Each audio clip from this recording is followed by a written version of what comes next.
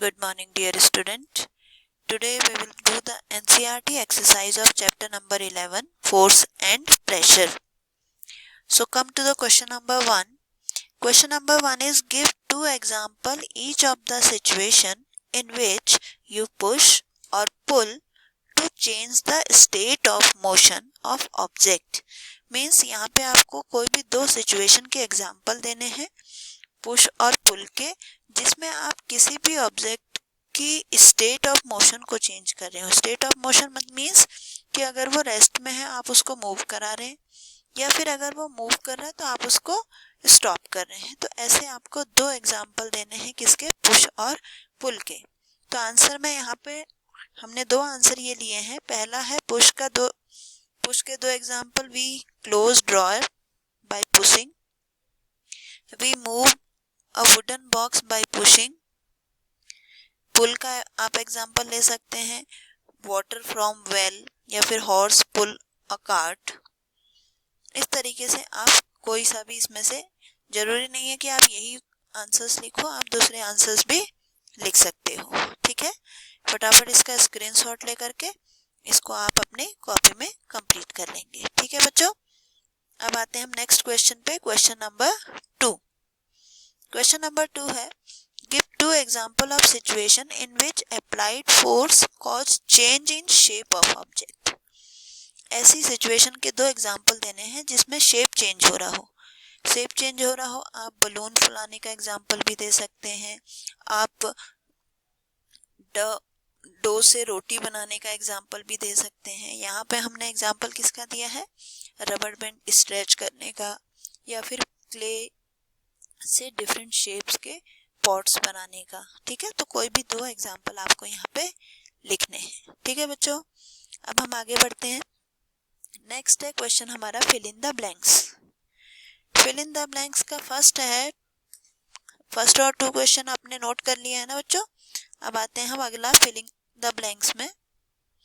Filling the blanks में आपका जो नेक्स्ट क्वेश्चन है to draw water from a well. अगर हमें वाटर ड्रॉ करना हो वेल से, तो उसके लिए हमें क्या करना पड़ेगा, रोप को क्या करेंगे, पुश या पुल. तो वाटर को हम क्या करेंगे, पुल करेंगे. ठीक है, और charge body and uncharged body toward it. Charge body हमेशा अनचार्ज बॉडी को अपनी तरफ अट्रैक्ट करती है. आपको याद होगा मैंने एग्जांपल बताया था आपको स्केल और पेपर वाला, तो उसी तरीके से कोई भी चार्ज बॉडी अनचार्ज बॉडी को हमेशा अट्रैक्ट करती है. ठीक है, नेक्स्ट आइए to move a loaded trolley we have to. Loaded trolley को मूव कराना है तो क्या करना पड़ेगा, उसको हमें पुश करना पड़ेगा. यहाँ पे आप पुल भी लिख सकते हैं. ट्रॉली को मूव कराने के लिए हम उसको पुल भी कर सकते हैं, पुश भी कर सकते हैं. Both answer will be right. The north pole of magnet. North pole क्या करेगा, रिपेल करेगा. ठीक है, बीच बीच में आप इसका स्क्रीनशॉट लेते रहें जिससे कि आपको आंसर लिखने में आसानी हो. ठीक है बच्चों, अब आइए आप नेक्स्ट आगे क्वेश्चन नंबर 4 में. क्वेश्चन नंबर 4 आपका है N Archer stretch her bow while taking aim at the target. Archer होता है जो तीर जो चलाते हैं, उसको तीरंदाजी को कहा जाता है आर्चरी, और जो तीर चलाने वाला होता है उसको कहा जाता है आर्चर. आर्चर जो है स्ट्रेच हर बो मीन्स होता है जो वो डोरी होती है जो उसके तीर कमान में लगी होती है, कमान में उस बो को वो जब स्ट्रेच करता है अपने टारगेट को एम करने के लिए. सी देन रिलीज द एरो. फिर पहले आपने देखा होगा ना, जब तीर चलाते हैं तो क्या करते हैं, पीछे का जो धागा होता है कमान का उसको खींचते हैं एरो के साथ पीछे की तरफ, और खींचने के बाद फिर एरो को छोड़ते हैं. which begin to move toward the target, जिससे कि वो टारगेट की तरफ पहुंच जाए. Based on this information fill the gap. इसी के बेस पे हमें ये कुछ गैप्स को फिल करना है. ठीक है, जैसे first to stretch the bow the archer applied a force that caused a change in its. जब आर्चर उसको खींचने के लिए अप्लाई कर रहा है फोर्स, तो क्या हो रहा है, उसका क्या चीज चेंज हो रही है, उसका शेप चेंज हो रहा है. Change in its shape. ठीक है, अब इसके बाद नेक्स्ट है the force applied by the archer to stretch the bow. कौन सा फोर्स अप्लाई हो रहा है? हमने दो तरीके के फोर्स पढ़े हैं, कांटेक्ट, नॉन कांटेक्ट।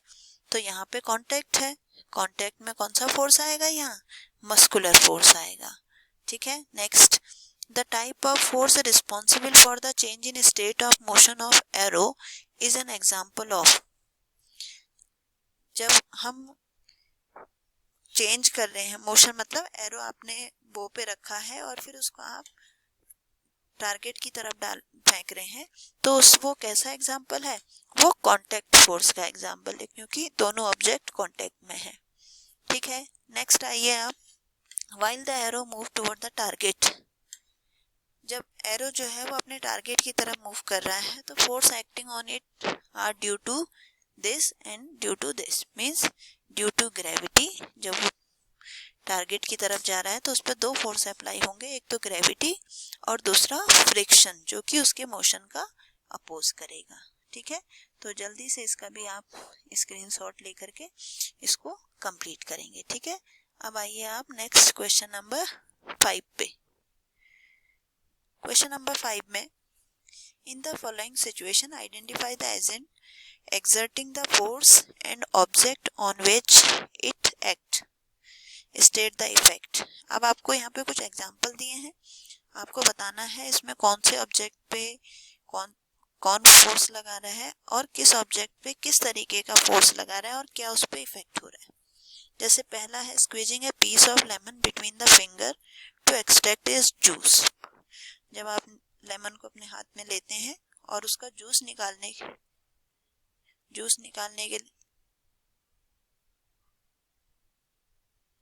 निकालने के लिए जब आप उसको स्क्वीज करते हैं तो उसमें कैसा फोर्स लगता है? एजेंट कौन है? एजेंट है आपकी फिंगर, ऑब्जेक्ट क्या है? लेमन, और उसका फोर्स का इफेक्ट क्या हो रहा है? उस लेमन का शेप चेंज हो जा रहा है। समझ में आ गया क्या लिखना है? 3 चीजें लिखनी है, एक तो एजेंट क्या है, ऑब्जेक्ट क्या है और फोर्स का इफेक्ट ऑफ फोर्स।